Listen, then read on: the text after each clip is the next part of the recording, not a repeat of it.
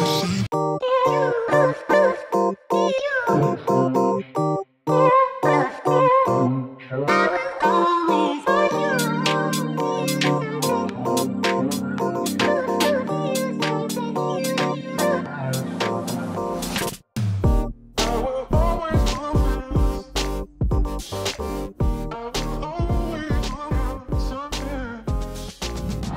collection like the one Eric has doesn't just come from nothing. There is also a lot of work behind it. Here, we have a bare frame in a very rare, very beautiful color. And the special thing about it is not the beautiful, rare color, but the color that the thing had before. Because until recently, this scooter was completely black.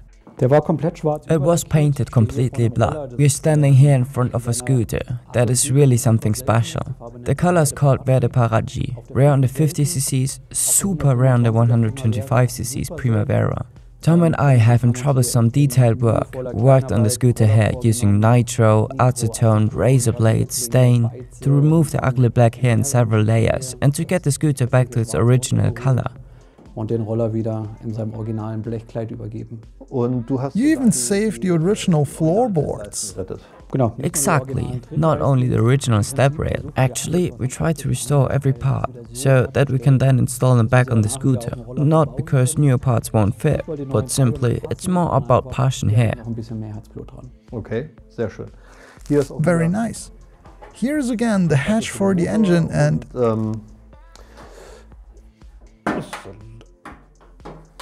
I broke it. So, here is the hatch for the engine. Eric, do you still have an engine somewhere? Sure, no problem. A freshly restored engine will get in here. We're just building it over there. I'll show you now. Okay, sehr schön. Okay, very nice. I can't let go of here. Hello? I've done that like 12 million times in my life. There is no way. You're still filming, right? Ah, look, easy, closed. Let's go.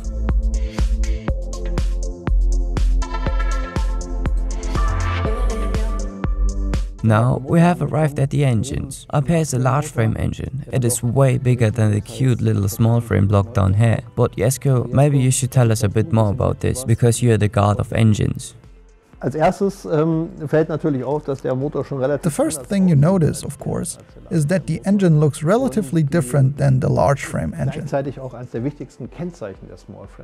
This is also one of the most important characteristics of the small frame, namely that this engine is just smaller and more compact. What you can see here in comparison, but that's only due to the engine stand, is that the cylinder has moved to a different angle. This is what it looks like when it's installed. As you can see, the cylinder is rather inclined, just like it is with other motorcycles and engines, in contrast to the lying cylinder of the large frame. Okay, let me move the whole thing to the side. Now, you can see that this is also way narrower. The small frame just is built this way. And what is also different at the large frame is the clutch, which sits directly on the crankshaft. Here, the clutch is installed on the auxiliary shaft.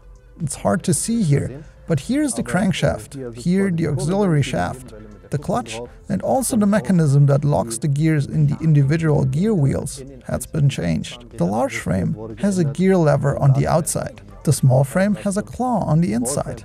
There were many detailed changes that made the engine concept much more compact, and especially in Italy, as you can see here. It was used as a very popular tuning object. Here, we already have a Parma kit cylinder installed. A relatively large, relatively modern cylinder with a large membrane admission, so you can build relatively powerful engines there. Which is not so absurd, because the small frame engine was originally designed as a 125cc engine.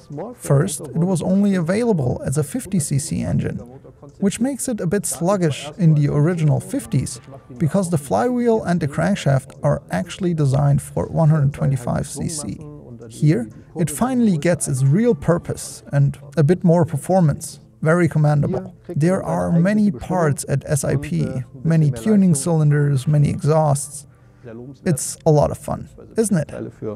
Viele Tuningzylinder, viele Auspuffanlagen. Macht auch echt Spaß, oder?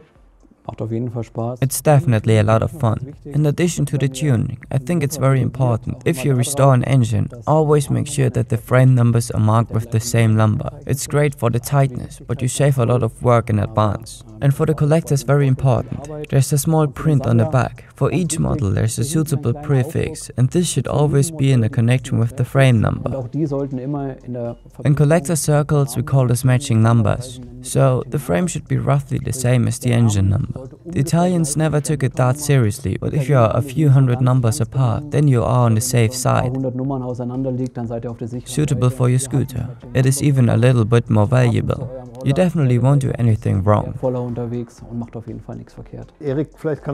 Eric, maybe you can tell us right away what the best models are for newcomers to this topic.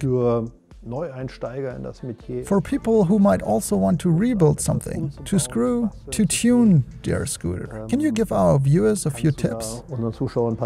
I'll be happy to give you a few more tips. Let's change the location again, and then I'll just show you what the right scooter is for the right budget. Okay, we learned a lot from Eric about the Vespa small frame today. Let's hear our conclusion, a small purchase advice. 3 questions for Eric about this. First, which models are recommended as entry-level models? Second, which are developing well in value? And third, is there a model that might be recommended for handcrafts or tuning?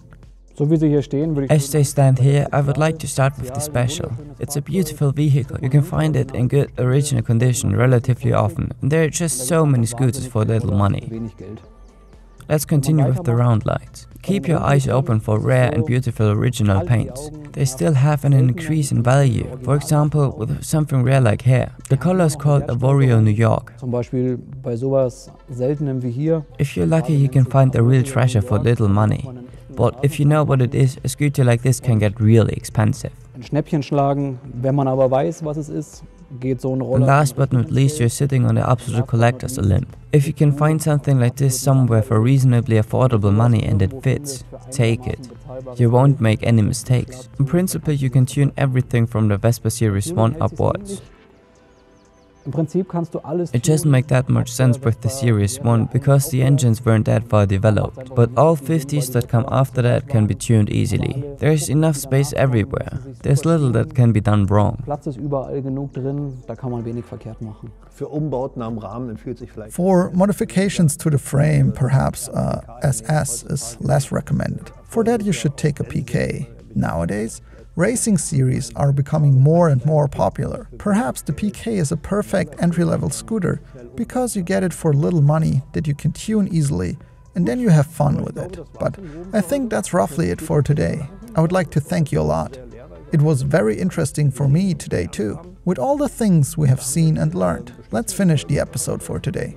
If you enjoyed it, don't forget to like this video and press the bell. I say goodbye to Eric, see you next time.